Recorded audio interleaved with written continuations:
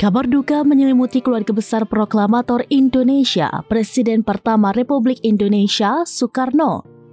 Sang istri ketujuh, Yurike Sanger, berpulang di usia 81 tahun pada Rabu 17 September 2025 di California, Amerika Serikat.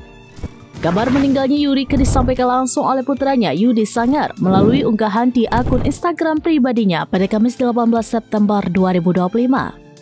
Dalam unggahan tersebut, Yudi mengungkapkan ibunya menghembuskan nafas terakhir di San Gorgonio Memorial Hospital, California. Rencananya jenazah akan dipulangkan ke Indonesia dan disemayamkan terlebih dahulu di Rumah Sakit Fatmawati, Jakarta. Meski tidak disebutkan penyakit yang diderita, Yudi menyinggung bahwa sang ibunda telah berjuang melawan sakit cukup lama.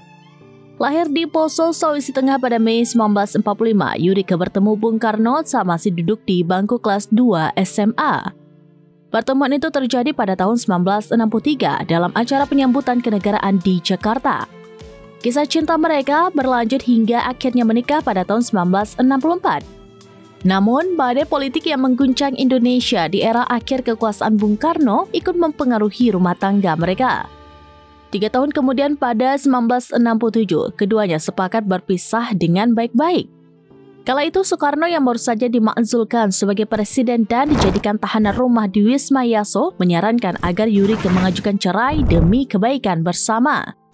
Kini kepergian Yurike menutup satu lembar sejarah lain dari perjalanan hidup Presiden Soekarno, sekaligus menjadi momen duka bagi keluarga besar dan masyarakat yang mengenalnya.